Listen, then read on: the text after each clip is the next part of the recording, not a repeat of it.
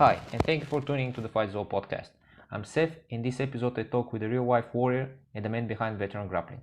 Scott Steer is a combat army veteran of Afghanistan and Iraq. He is Judo black belt, competing and coaching over the years for Victoria, Western Australia, Queensland, and the Australian and New Zealand national teams in Judo. Scott is founder of the Veteran Grappling community program developed to offer free lessons in Judo, Brazilian Jiu-Jitsu, wrestling, and yoga. The program is designed to help military veterans deal with mental and physical health issues through training in combat sports such as PTSD, anger management by meditation and physical exertion. Veteran Grappling has joined forces with the medical team who are currently conducting scientific research on how combat sports are a successful form of treatment for veterans dealing with psychological and physical health issues. The long-term goal of Veteran Grappling is also to have these sports added to the Invictus Games and Warrior Games for the veteran communities. I got carried away in my conversation with Scott and how the combat sports prepare him for the extreme environment in which professional soldiers work, and how grappling helps in healing process to bring veterans back to the civil life. So I even forgot to take picture with him for the episode. So I stole some from the Veteran Grappling Facebook page, which is veteran-grappling. You can also follow their work on Instagram, Veteran Grappling one word, and you can also learn more about the program and the links in the description. You can contact Scott himself at his email veterangrappling@gmail.com, and you can also support Veteran Grappling work on the links and fundraisers in the descriptions or on our GoFundMe page, which is gofundme.com veteran-grappling. You can show up on Veteran Grappling opening this weekend, 3rd of August 2018 at 33 Expansion Street at Moreland Diner, Queensland 4214. And the event is free and open for everyone and is promising to be great event for the grappling community on Gold Coast. There you can talk with very interesting people and can learn from a bunch of great black belt instructors and UFC fighters. And I hope you enjoy and learn from this episode as much as I did. Why do we fight? To protect home and family. To preserve balance and bring harmony. For our kind, the true question is, what is worth fighting for? The Fight is All podcast.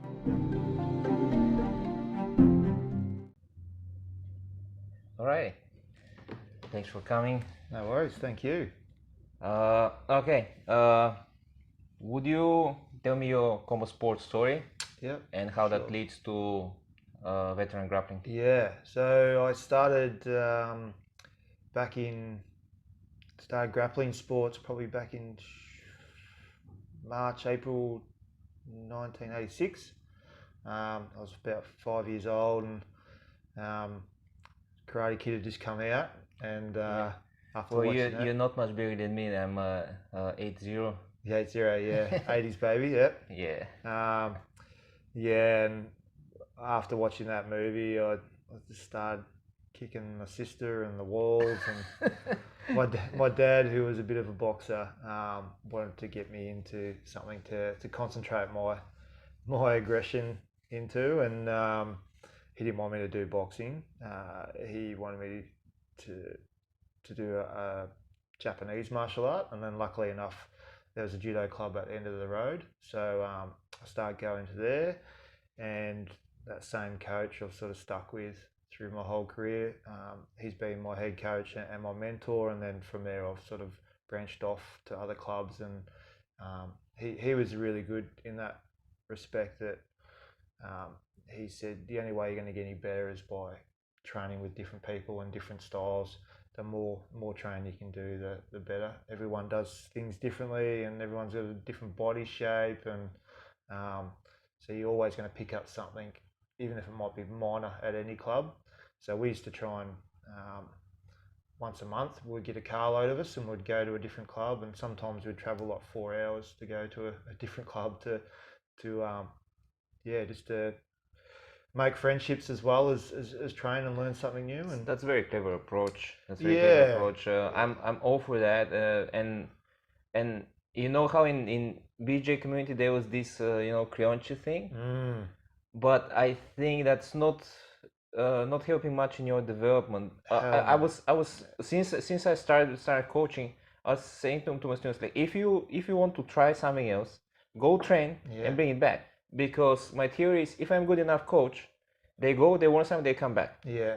But exactly. if someone goes somewhere to train there, I would rather go train there to learn what they do better than me, Yeah. than stopping my students for going to learn Exactly. something that might be a better idea. Yeah, I think the other thing too, where I grew up was in country Victoria, and so our closest club was probably about an hour and a half away. So we had a pretty big club in our region, but you're constantly training with the same people every time. So Yeah.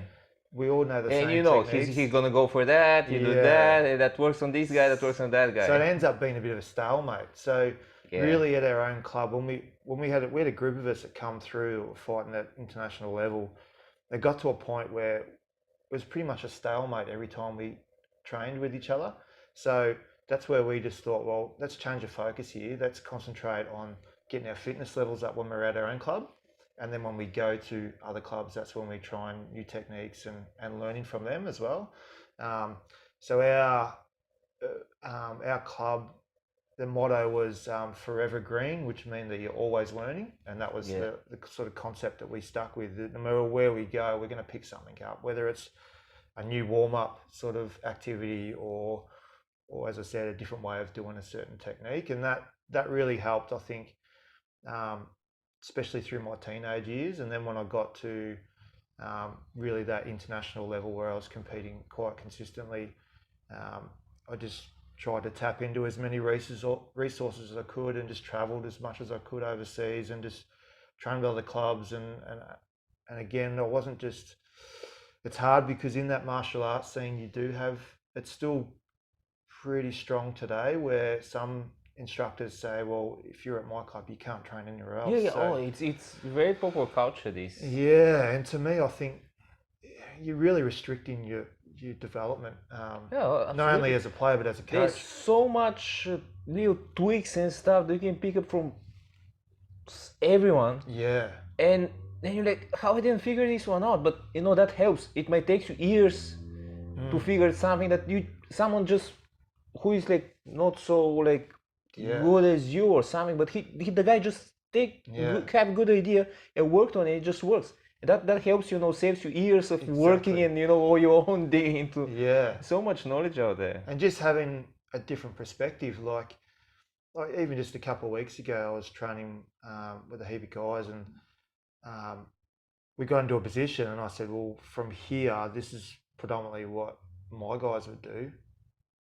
And they said the same from their position. So we both learned something off each other just from that same one position, just from the judo and BJJ background to a wrestling sort of background. So it was good to actually, we both learned something out of it, and it was just for the fact that we're in that position and we're keen to share knowledge. And so once my competition days sort of ceased and I started getting more into the coaching process, I kept that same train of thought, and the couple of clubs that I've started over the years in West Australia and Victoria, I've got them to a point where they learn the basics really well, concentrate a lot on technique, and then when they get to that stage where they're looking to expand their knowledge, that's when I just introduce them to all my contacts from around the world. So we normally, I've got a sister club in Japan and in Osaka, and every 2 years they run a competition,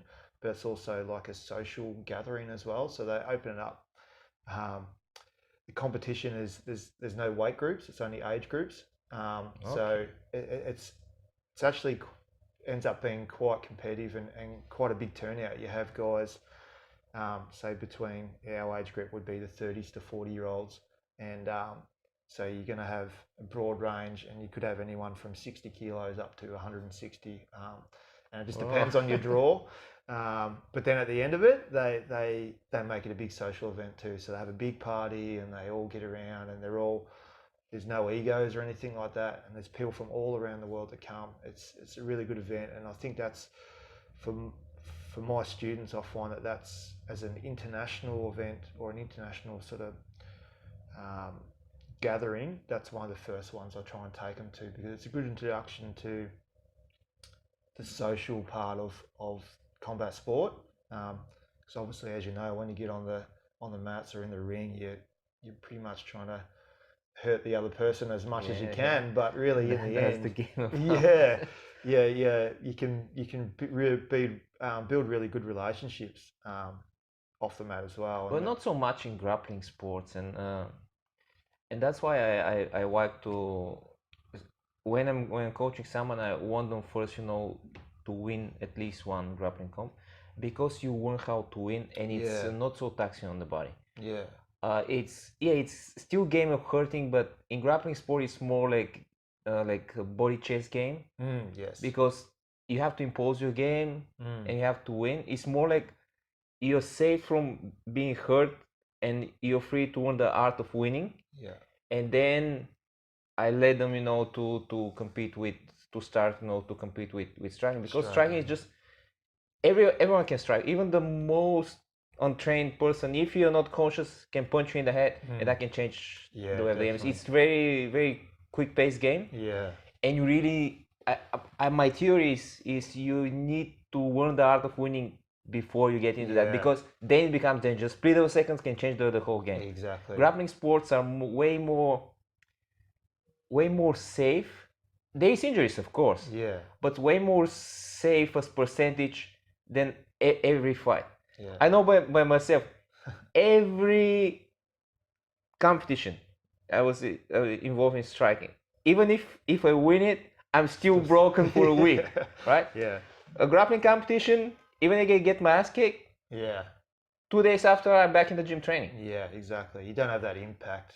And that's really where veteran grappling's come along. Is so last couple of years I've been involved with the AFL as a tackling coach, and I just started doing some research on stats and scientific sort of proof on how that improves other avenues of just like for elite athletes in football sports. So I started researching that, but then I come across an article that was how military veterans in the United States were finding that doing BJJ and other grappling arts, that they were actually gaining a lot of mental benefits from it as well, because a lot of veterans struggle, especially combat veterans. They come back and then they're pretty much taught to be default aggressive, and then they come back into civilian life and they're pretty much expected to act like every other civilian,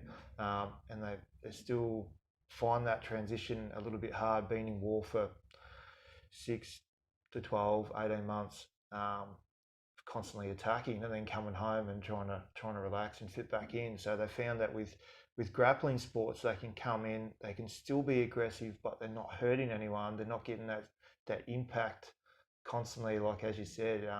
They can go really as hard as they want to, and the worst they're really going to get in a controlled training environment is maybe a bit of skin or missing, or a couple of sore joints, but they're not going to get their face smashed in or broken hands, or a lot of bones in that regard. So they found that so the more I sort of delved into that, the idea come for me here in Australia is I was thinking, I had a major operation at the start of the year as well, and while I'm in the recovery, I'm like, it'd be really good if someone started this sort of thing in Australia, because for me, I'd like to get involved and help out with my knowledge, being a veteran myself, and then it just escalated from that, and I just thought, well, instead of waiting around for someone else to do it, I've got the opportunity, I've got the time, I might as well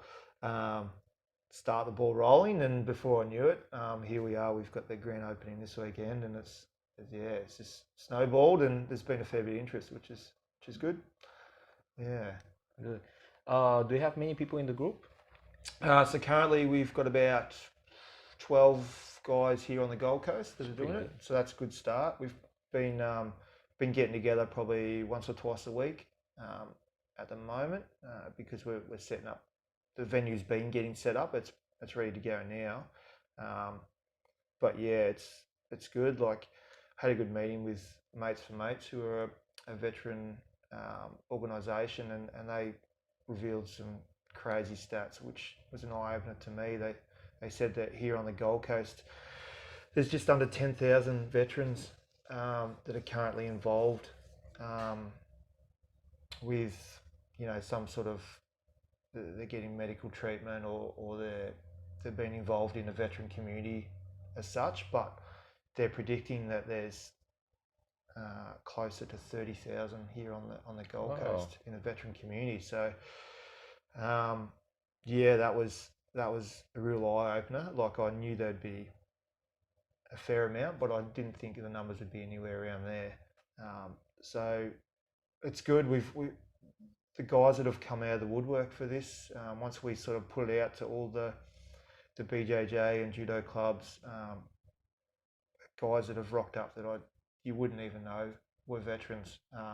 They've been involved in BJJ or judo for a while, and obviously kept it to themselves. And now that I'm offering this program, it's good that they're all coming together. And as I said, with my background of welcoming to everyone and we all learning off each other, we've got a good vibe going, and everyone seems to be keen to get involved and do that same thing. So it's been humbling, and I've been reached out to guys in Sydney and Melbourne and Perth, and guys up in North Queensland as well, that are Canberra, are keen to get involved.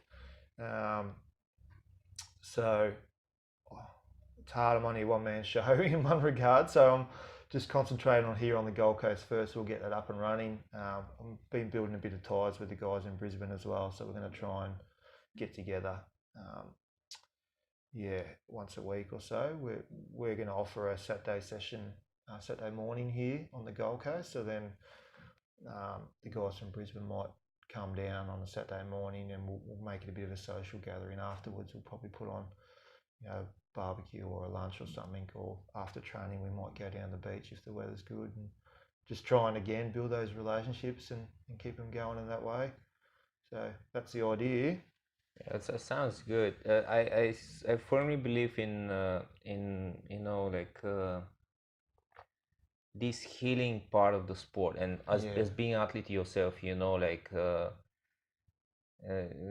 was this saying, when wives gets you down, it's perfect position for double leg.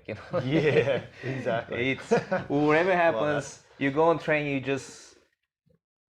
just burn this bad energy, and then you start to think clear and start to figure out how to get out. It's like in a match or a sparring, you're in a bad position, but if you freak out, you lost. If you find a way to calm down under the storm and find a way to figure out how to get out, you're getting out. Yeah. And the thing is, combat sports are kind of simplistic expression of life. And when you learn the lessons from there, as we said, you learn the art of winning. And when you learn the lessons from simplistic environments, regulated sport, which is still put you in danger, you create these pathways, these programs in your mind how to deal with bad situations. Yeah. And that helps you everywhere. Yeah, definitely. By yourself, I'm sure, even in your life outside the sport, these things that you learn in the sport helps you. You know how to deal with difficult situations because you just have been there so often, and you just create these programs. You don't really go for double leg, but you know that there is always a way to change the position you are, and you can get better, you can get out, and eventually you can figure out how to deal with it. And I found a really good correlation between martial arts or combat sports and when I crossed over to the military, and I found that guys who had a similar background found that in combat scenarios they dealt with things a lot better, because again, even though the intensity is obviously at a different level at military combat, but the basic principles are the same, as you said. There's always a way to win the fight. There's always a way. So It's no over It's till it's not over. over. Exactly. And you see that like in grappling sports a lot. That guys can be leading through the whole contest, and then with the last 5 seconds they lose. So you're never out of the contest until it's completely finished, and that's something that I suppose guys who have been in that combat sport scenario come accustomed to, because it's from the first time you step into the ring or onto the mat that you know that, or you quickly learn it. Where a lot of people who don't have that background, especially coming into the military, it takes them a while to sort of to grasp that, because obviously you don't get the second chances that you do in the combat sport. You learn pretty quickly that everyone loses at some stage. Well, I don't call it losing, I call it learning. You either win or you learn. Well, if you're not losing, you're not engaged in serious contest. That's and right. Sooner or later you have to test yourself. Yeah. If you always pick up your opponents, you won't be really respected. No. Yeah, you might make a great statistic, but to reach there, you have to be professional. To become professional, you have to learn your lessons as amateur. And as amateur, you're losing. That's it. Yeah. Well, like I was in DC when like JSP was here. He said, if I have to pull out my amateur, statistic with all grapplings, I'll be negative statistics. Everyone is losing as amateur. That's the time to make. Exactly. That's why I'm so big into amateur MMA now. That is coming into Australia, because the system here is very different than the one we have in Eastern Europe. Yeah. Because we have a huge amateur circle, you can pretty much compete. My teams back home, they compete every other month. Yeah, good.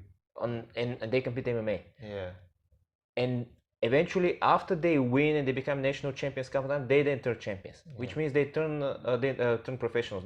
Which means they turn professionals with 50, 60 fights. Yeah, good. People here turn professionals with less than 10 fights. They're not professionals. Yeah, that's right. You're just new guy who are getting paid for that, but you're not professional. But then, when we're speaking about creating a national team, and now we're trying to put together a national team for Worlds this year, and Oceania Open, which is going to be here in Gold Coast, by the way, May next year.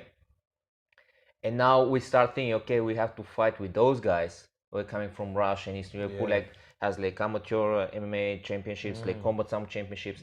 They have way more combat experience, and as you said, this transitions into this pathways, how to deal with that situation. Experience exactly that, and you only get this experience by being engaged into combat, into real contest.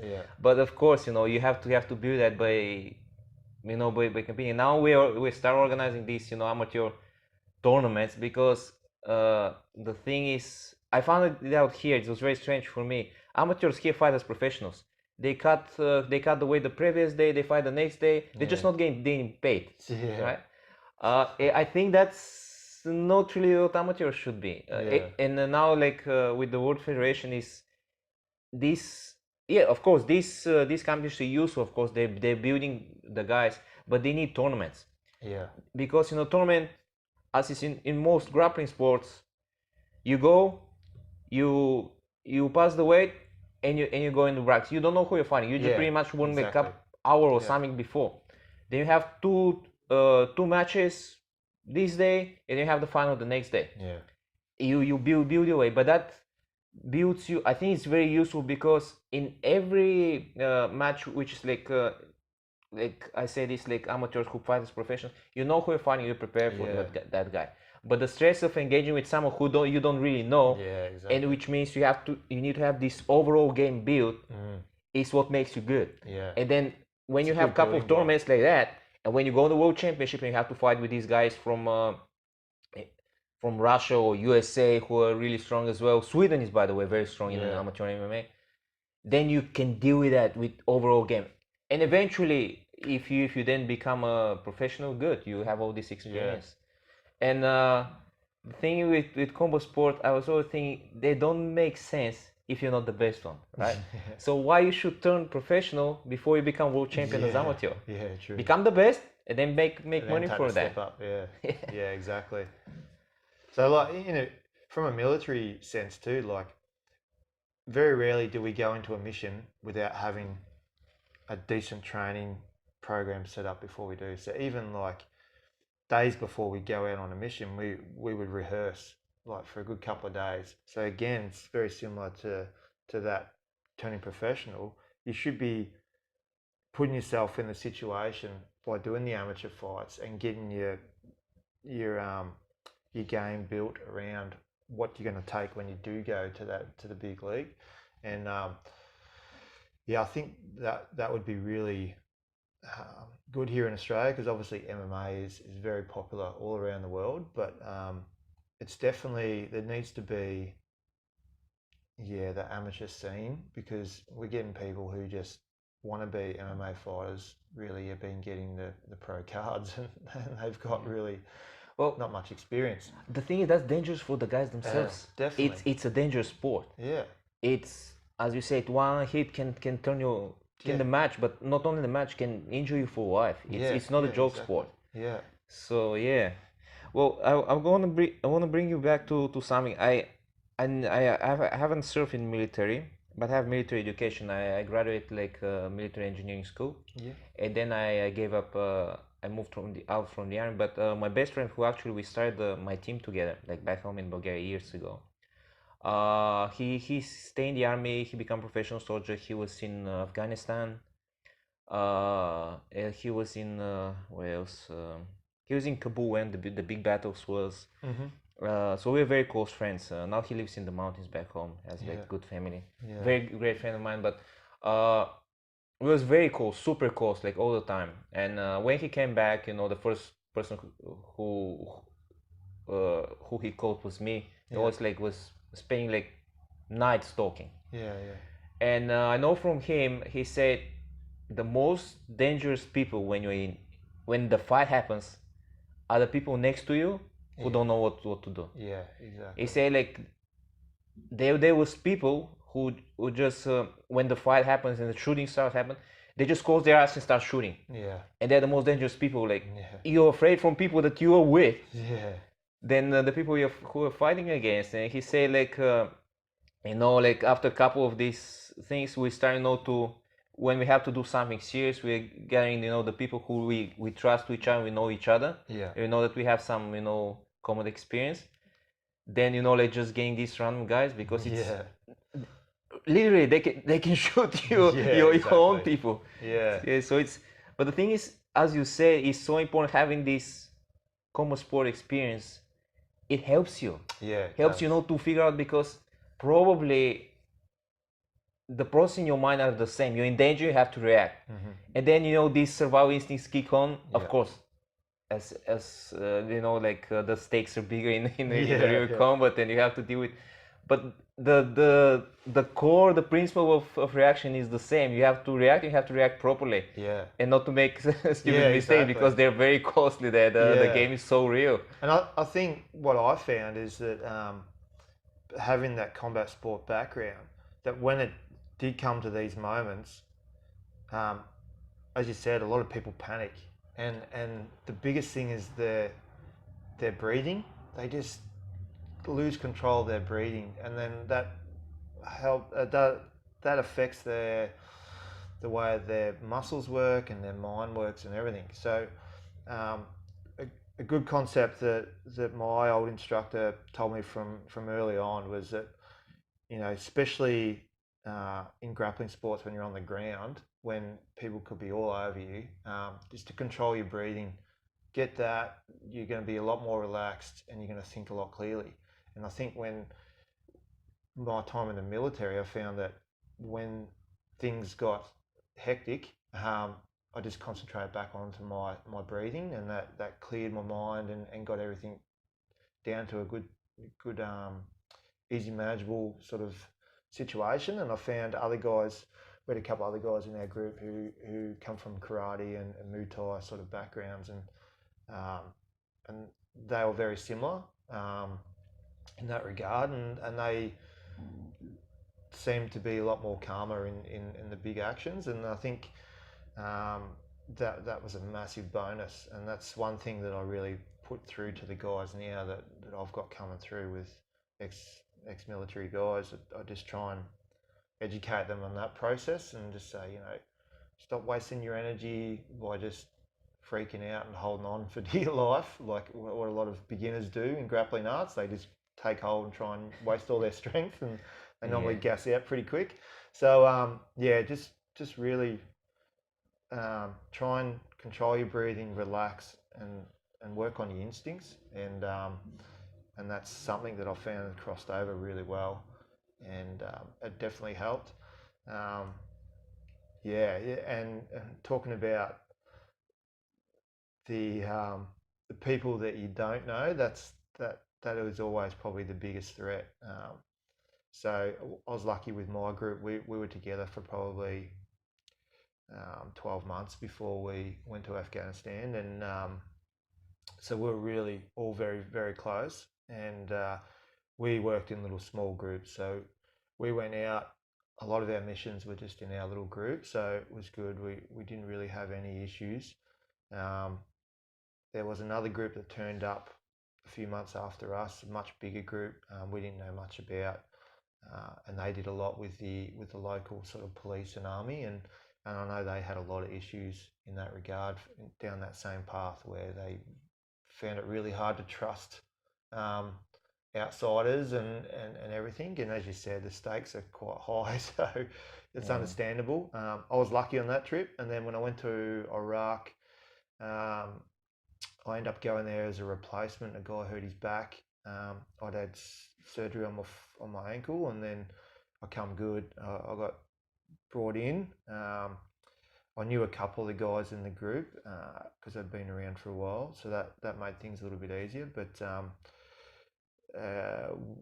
on that trip, we did a lot with the Romanians and the United States and the British, and again the Iraqi locals. So it was very multinational sort of activities, and it was probably a lot more stressful, I think, in that regard, because again, you don't really know how all the others are going to react. They're all allies, but you never know. You never know how people are going to react when things go a bit pear-shaped. But yeah, that's probably one of the big risks in combat scenarios. Yeah, I'm big in mental training, and I have huge interest in that. And I was recently, teaching my guys, and there is a famous, Miyamoto Musashi. You probably warned about him in academy, like we did as well, because he's like part of the military classics.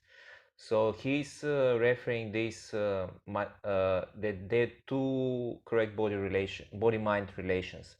So it's aggressive mind into passive body, or passive mind aggressive body, and he explains it this way. So aggressive mind and passive body, that's when you're counterattacking. So you keep passive, but your mind should be sharp and waiting for the moment to attack or to execute technique or counter.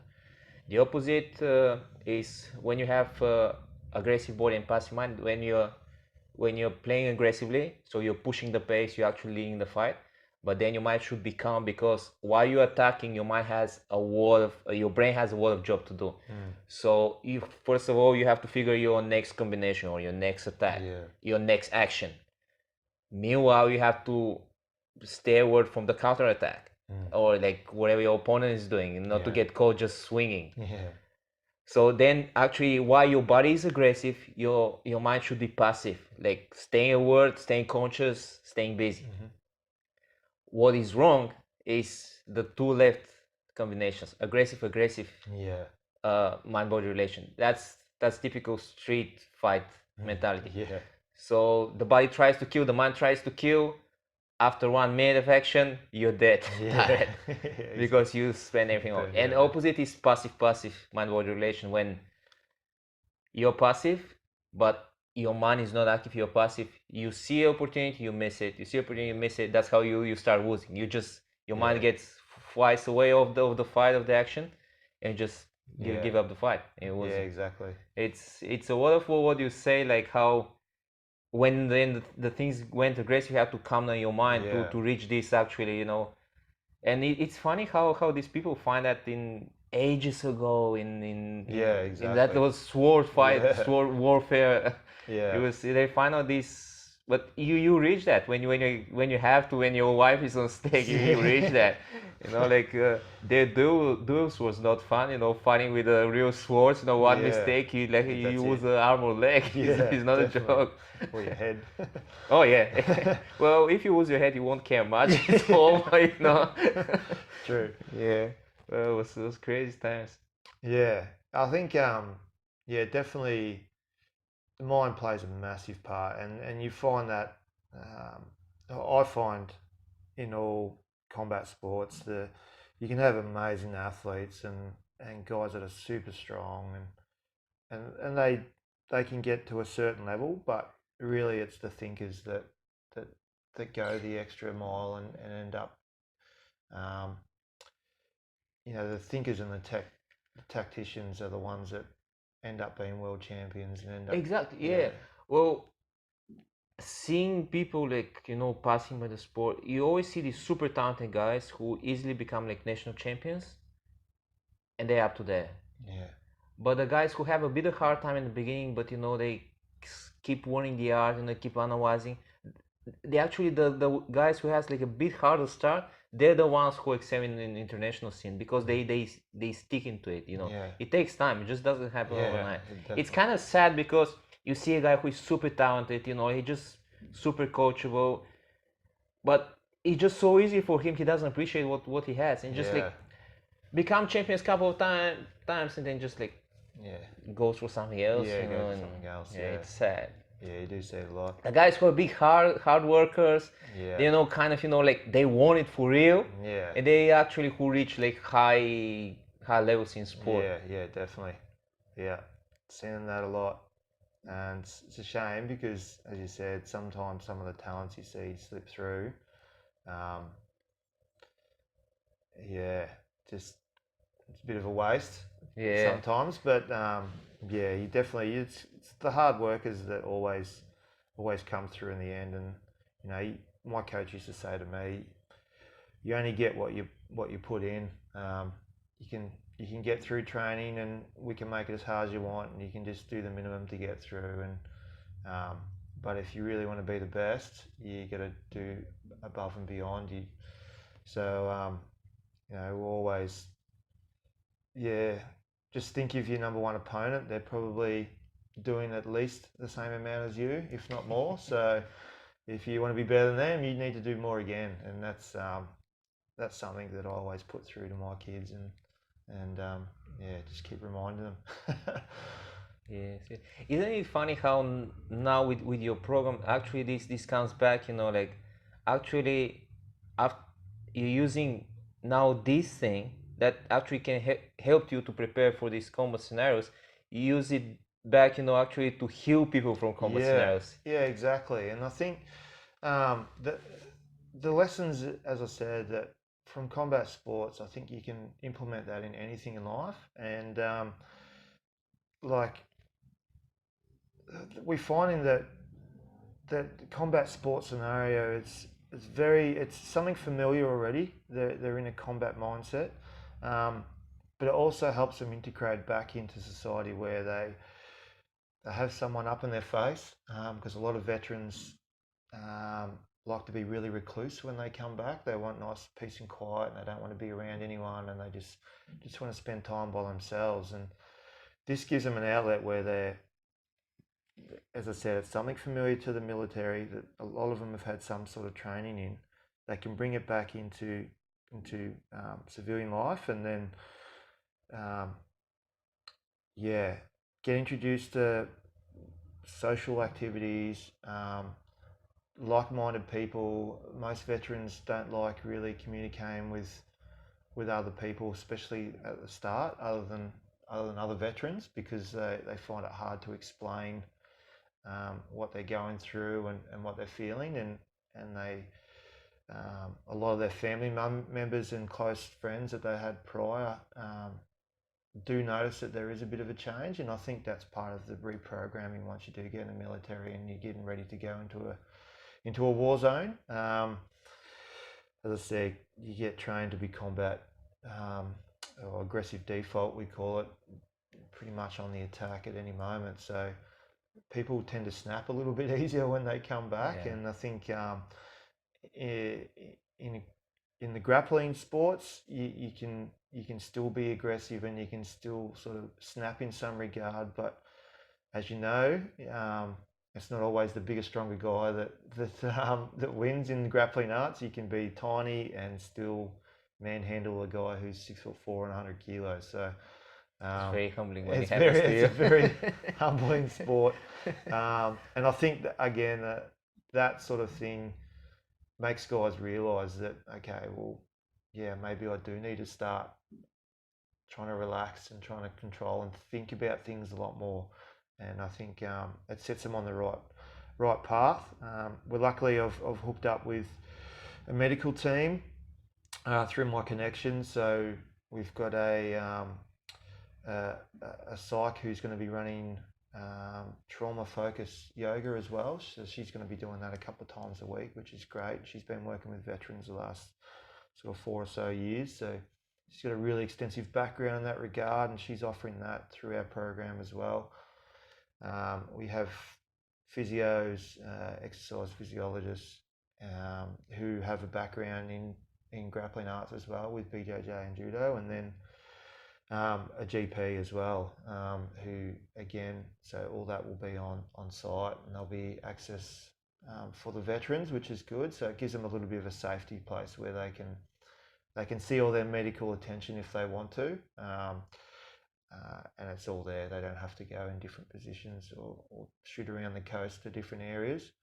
We're going to have that all available, and we've got a little gym there as well. So guys who want to do a bit of cross training or cardio equipment and a little bit of free weights and stuff as well. So with the physios and the EPs there, they can help them out with programs, and so that's the idea, is just to be a bit of a one-stop shop. Any veteran can go along and sort of tap into all the resources if they want to. So, and it's free, isn't it? It's free for veterans, yeah. Free for veterans. Yeah, which is good. So that's the point. It's just something that I've found has really helped me and some close friends to me in the veteran community, all the way back from Vietnam veterans, which my coach was, and he found that was, he's a black belt in Judo and Jiu-Jitsu, and he found that just getting back on the mat was the best thing for him. It was much better than medication and other forms of treatment that he tried, and I found the same when I come back, that getting back involved nationally with Judo and BJJ just helped me tremendously, and a couple other veterans now, and that's, as I said, that's what we've found that helped, and it just sort of gone from there, and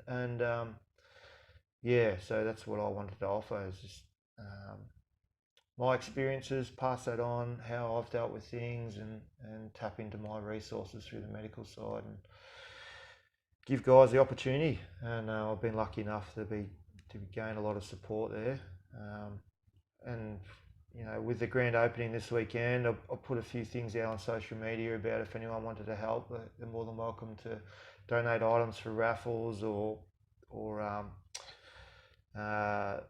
medical team started a GoFundMe page in the last couple of days as well to put that out, and we've had a little bit of support there, which is good. But all the fees, or all the money raised, is going to go to like train equipment, so like gis and rash guards and shorts that I'm going to have to give to the guys, hopefully. Luckily, we've had a group in the United States, another veteran-owned organisation called Gis for GIs. That's good. Yeah, he's a great bloke, and he's so Brian was really good and helped us out and gave us 12 gis. They arrived in the last couple of days from the States, and so it took a little bit of work to get them back here, but we got them in the end, thanks to one of our physios who was lucky enough over in over in Minnesota for a wedding, a mate's wedding. So luckily he brought him back. So said he got a bit of a hard time coming back through customs, but with a couple of geese. yeah, with 12 geese, which is interesting. But personal use. yeah. So that was good. So we're going to present them to the guys on Saturday. So that'll be a good start for them. And we've had a couple of local sponsors that have offered rash guards and shorts that we'll hand out to a few of the boys as well. And some items that we're going to raffle off on the day. So that, as I said, that money will go back to them. We'll get some more geese when more people sign on, and we want to pay for their registration fees as well. So for the national bodies, for Judo and BJJ, we'll pay them. So if guys want to compete or if they want to do gradings or anything like that, they're covered. So that's the idea. Give the guys the opportunity if they want to. They can focus down that path. If they just want to just come in and roll around and, as I said, do it for a social thing, well, that's fine. There's no pressure. Probably that's a good place to say how people can reach and how they can help if they want to. Yeah. So if you want to reach out, best thing is to get on our Facebook or Instagram pages on Veteran Grappling. Get on there and have a look and follow the links, or just reach out, send us a personal message on there. And then, or turn up even on the day, on Saturday, and we've got a few guys rocking up on the day. Where is that? So it's Unit 4, 33 Expansion Street in Mollendina. So Mollendina's in the north end of the Gold Coast. It's a bit of an industrial area. It's close to Griffith University and the new hospital, Griffith University Hospital. We're just off Smith Street motorway, which is pretty easy for the guys at the north end. Easy to get to, plenty of parking. We've got a pretty good space. We're going to have a barbecue and a few other bits and pieces on the day, hopefully some guest speakers. And so currently we've got, doors are open at 10, and we've got guest instructors from 11 through till 1 o'clock. So mats are going to be open. People can get on if they want for the whole 2 hours, or they can just come on and off when they want to. So we've got a couple of UFC fighters that are going to be on. We've got about half a dozen BJJ black belts. We've got about four Judo black belts plus 2 coral belts, so red and white. 6 stands. And then we've got a couple of guys who are currently serving in the military at a Nogra base in Brisbane. They're going to come down. They run the combat sport program there at a Nogra. They've just moved into an amazing new facility where they've got a cage and a big mat area and a lot of bags and stuff set up, and they run not only combat style, so they do gi stuff, they do no gi where they just use their camouflage pants and a PT shirt, and they also do a bit of weapon self-defense as well. So they've got a really good program there, run by Paul Cole and Aaron Johnson, and they're so a couple of them guys are going to come down and help. They might do a little bit of self-defense stuff at the end. So it's good. Finally, someone's going to do something real about self-defense. Yeah, well, that's because it. the moment I hear self-defense, like, what is it? Because all these guys who never had idea, like, what is about it. There's a lot of if you have been a bit into this, it's just shocking. If you have military people like showing you self-defense, okay, they know what they're doing. Yeah. But all these people who never was in a swap fight or pure fight and showing self-defense is just ridiculous. Yeah. Even recently, I had a guy who is a friend of mine on this podcast, and he's doing Filipino martial arts back home. Yeah. And he has this very interesting channel. He's in YouTube. He's exploring the myths of self-defense, and he's even recently he was doing kind of a research for pepper sprays. Okay. And they were studying pepper sprays in realistic scenarios, and they've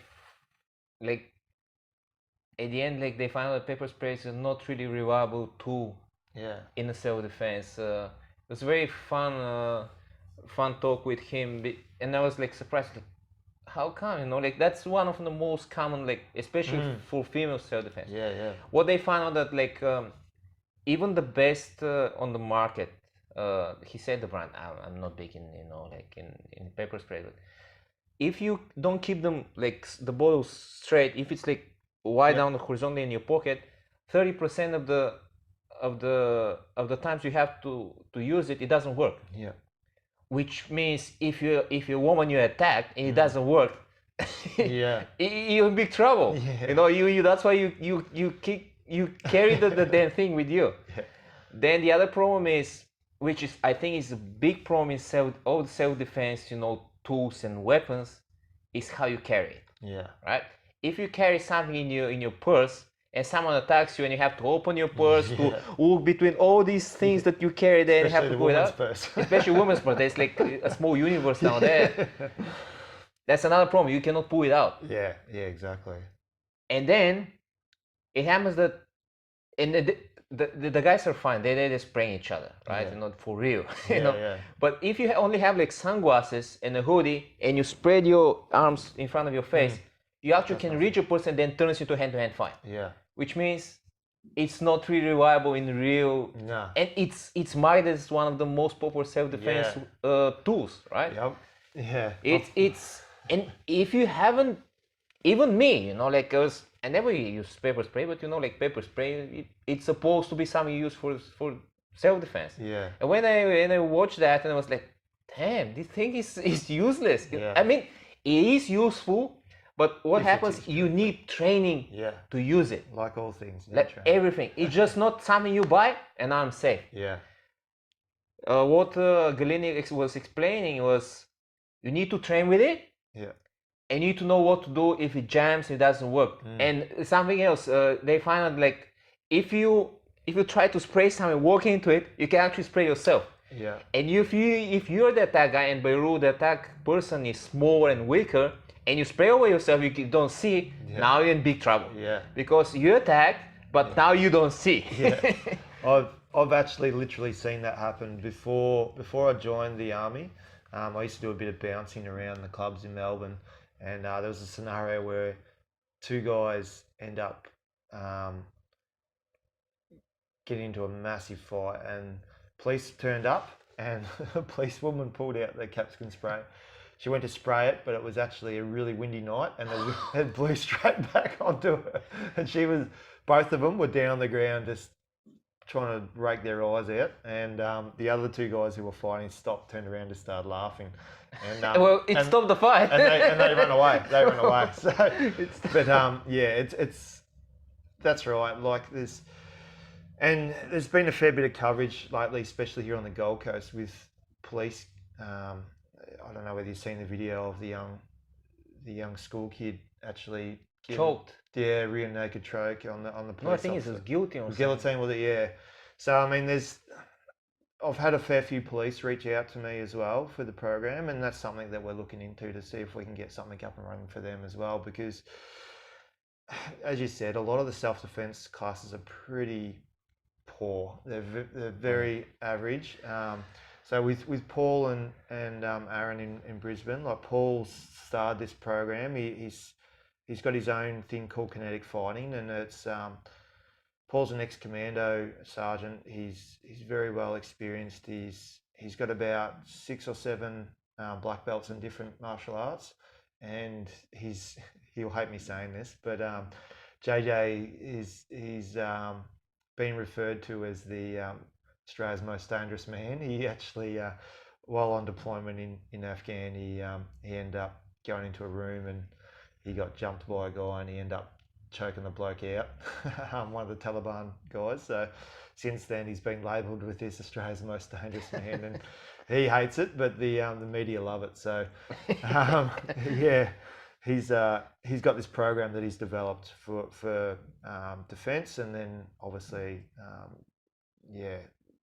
police and AMBOs and all that, I think really need to take that on, because the programs that they've done previously are obviously not working. The guys are getting pushed around, and cap spray is definitely one thing that doesn't do much. Well, the thing, the thing is, it doesn't take much. I mean, like, you know, like, if someone who already has some kind of athletics, after a couple of months training, he becomes good enough to defend. Yeah. And that's what, as a police force, you need. But you need to train for real. Yeah. No, it doesn't work with these self-defense courses. They're just ridiculous, most of them. Yeah. Which is funny. No one is no one has insurance, you know, to do like bullshit moves. I even, like, speaking about Galin, he recently sent me a video of Anderson Silva doing a ridiculous move against knife. I don't know if you have seen that. No, I haven't seen that one. Like, he's like, you know, someone's attacking with knife. Like, I'm sure that's like kind of Steven Seagal, you know, influence. And he's taking the knife with doing something with his neck. You know that you're gonna be dead from that. You know, it just. I know you're Anderson Silva. You're probably one of the most decorated MMA athletes, but you don't do shit like that against knife. You just and he sent me that, like, you know, like, being in the MMA side, I was like, yeah, no one's insured of doing stupid shit. You know, Yeah. just everyone can tap into stupid stuff. yeah, Like, exactly. what you can do? It just And if anyone's come across a scenario where they've faced against someone with a knife, I have before in my bouncing days, and the one sure thing, I reckon, that if you find someone with a knife, if you stand and try and fight them, you're going to get stabbed at some 100%. You're going to I'm get coming cut. from a city where knife fighting is big. I mean, just they have this stupid gangster tradition. It's hard to say gangster, but, you know, it's kind of, you know, like, street shit. And the thing is, if you're fighting against guy with knife, you're gonna get cut at least. Yeah. 100%. Yeah. The only thing you can do reasonable is to get something heavy to throw on the guy, or to get something longer. Yeah. That's the only reasonable thing you can do. Definitely. Trying to fight or to do like anything with guy with knife, especially if he has a bit of idea what he's doing, you're gonna get hurt. Yeah. Same referring to the talk with Galen, he say if two people with knives get in a fight to each other, there's big chance they both die. Yeah. Because one eventually, you know, kill the other, or like, but then he's gonna die by the wounds. Yeah. Definitely. It's not just, you know, like in movies, you know, going like it's so stupid weapon, so simple, but it's super dangerous in close combat. Yeah, it just, you either like take something heavy, throw on the guy, just run for your life, and you don't do stupid stuff, or if you are not able to run away, they take something longer. Yeah. It always makes me laugh with like self-defense courses and everything, where the guy comes with a knife and they do one little jab, and then, you know, they kind of leave their arm out there and they show them this fancy move on how to get it. Never happens. No, look. Blokes never come out and just do one jab. It's normally never the knife comes first. Yeah. People like are making like grip on you and then start stabbing. Yeah. That's the. I'm not knife specialist. I just have seen on the street. I have 2 times in a situation like that. Yeah. It's knife doesn't come first. No. You know, knife is your weapon. Yeah, exactly. Knife is your weapon. You try to, you know, to stop the other guy moving, and then pin him somewhere, and then he starts stabbing. Yeah. And then it's it's your worst. Yeah, exactly. Your worst. It never happens, you know, like this, you know, like big swing, you know, and just with the knife, and you see the knife, and you know that's the knife. No. Yeah. And normally people don't even show it. No. Like exactly. Yeah. what they it's do surprise. when they're attacking, they pull the knife, they hide, you don't even see it. Yeah. The guy grabs you and starts stabbing. That's how knife fight starts. Exactly. It's never, you know, I have a knife, I'm going to kill you. No, man. If he has a real intention, he won't show it. If someone shows the knife, he doesn't really have intention to attack. Yeah. That's good. Yeah. If someone shows you the knife, okay, turn around, run. run, or you agree with everything, you just get off. Yeah. If he shows you the knife, he has real intention to hurt you. But if someone has real intention, he won't show you the knife. Yeah. He's gonna grab you somewhere, Yeah. and then he starts stabbing. Yeah, exactly. Yeah. Knife fighting is no joke. No. And it's never about striking. Knife fighting is more about grappling. Yeah. It always happens like, you know, like this scramble thing. Yeah, definitely.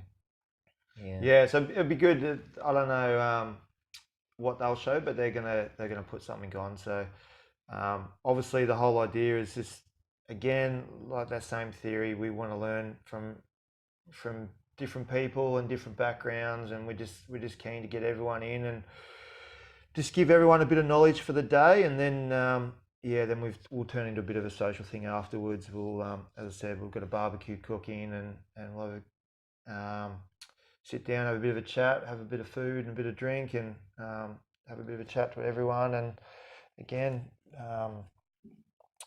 that's the whole idea, just celebration really for the day, and then from there, the program we're gonna have something on 6 days a week for veterans. So that's the idea, is either yoga, some sort of grappling, and on Friday afternoon, I think it's around 2 o'clock, we've tapped into a hydrotherapy pool in Bundle. So the veterans are going to be able to go there and do a bit of recovery. Thought end of the week, bit of relaxing sort of thing, and then as I said, Saturday morning social thing. We're going to try and leave it. Sounds like a good plan. Yeah. Is the opening open for public? Yeah, for everyone. For everyone? Yeah, that's the Everyone's idea. Invited? Everyone's invited.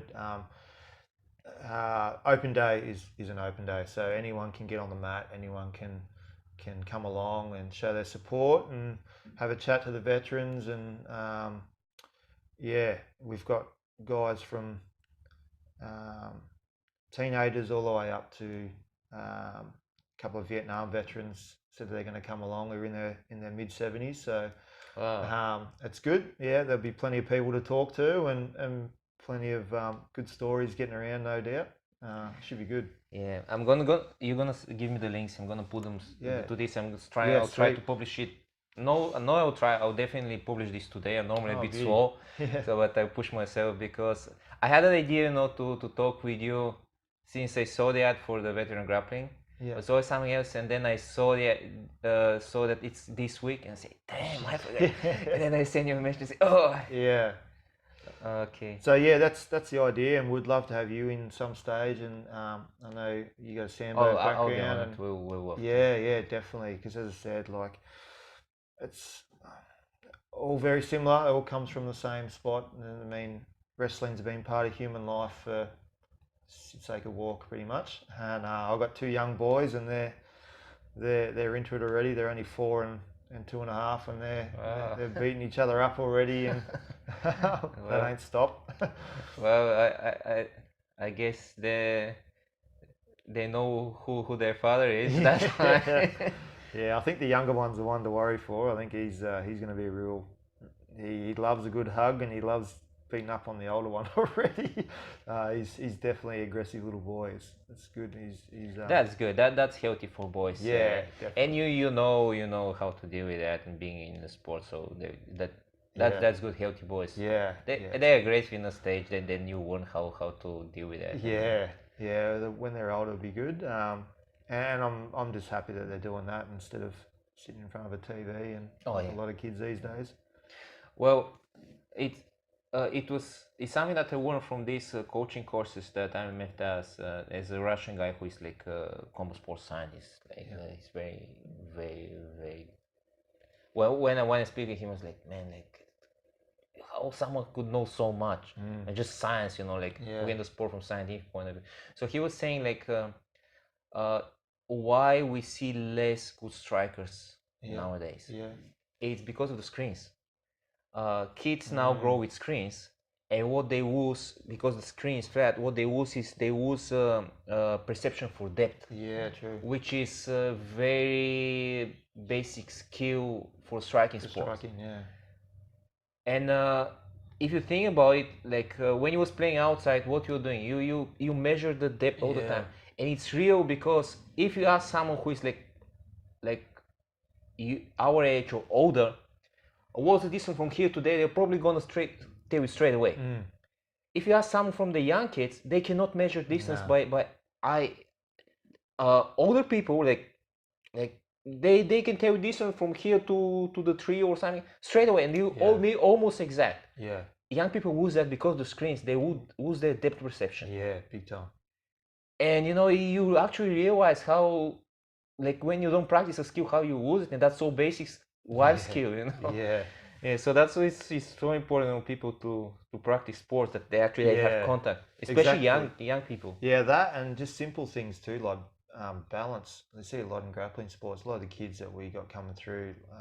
So I was a strength and conditioning coach for the Queensland Judo team this year, and watching a lot of the junior athletes coming through, and I went as part of the Futures Australian team judo program as well, which is sort of 12 to 15 year olds, and we had a camp at the start of the year down at Canberra at the Institute of Sport, and you know, I just put them through some testing, and a lot of them, their balance was not that great, and just stuff that you know, that we sort of grew up on, that because you're always outdoors and you're always you just run, playing roll, sport, wrestle, and, like yeah, playing ball, climbing trees and doing all that sort of stuff.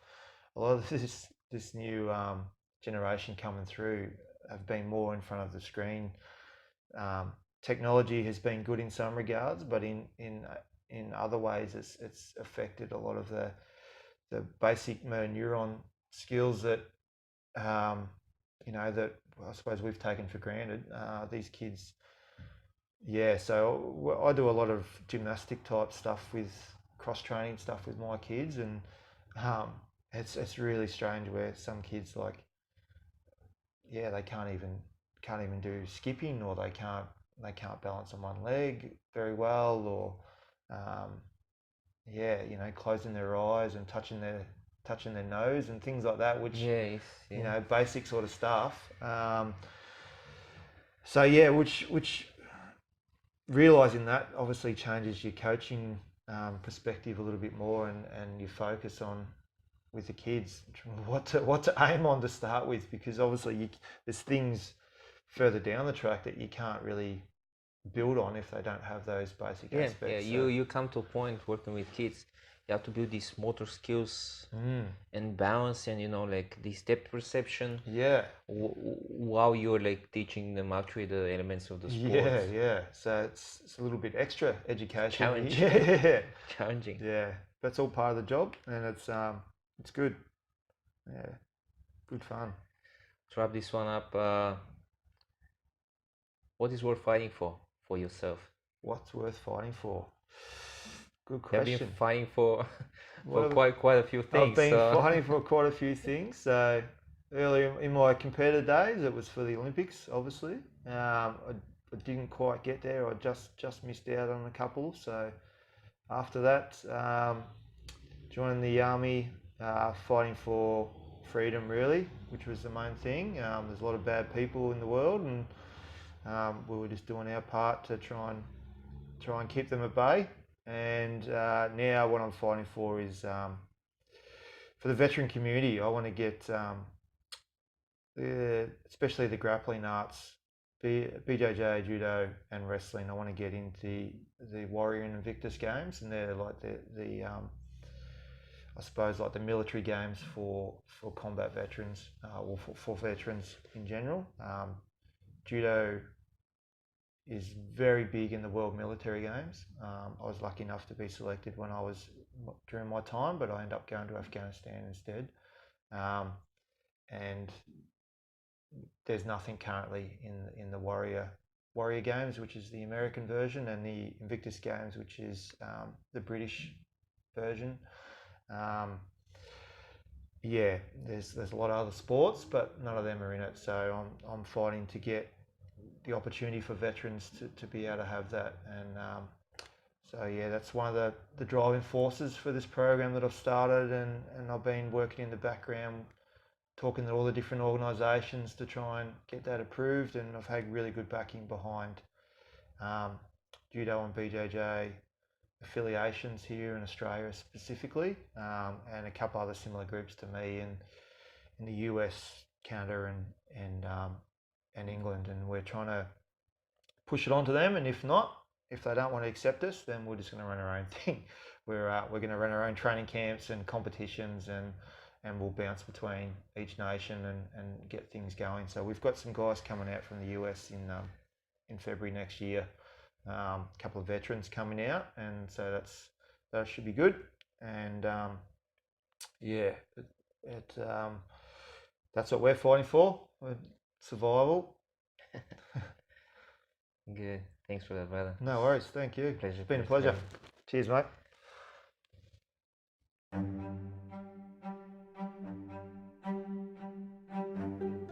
Thank you for listening to the Physios podcast. Subscribe in your podcast app to receive the next episode. where I talk with my great friend and student Stefan Petrov. Stefan is Judo and Sambo multiple national champion, Combat Sambo national champion, and European medalist in Combat Sambo. He is MMA national champion of Bulgaria, and he is currently 10-point purple belt and professional grappler fighting out of 10-point London in UK, where he is also a wrestling coach.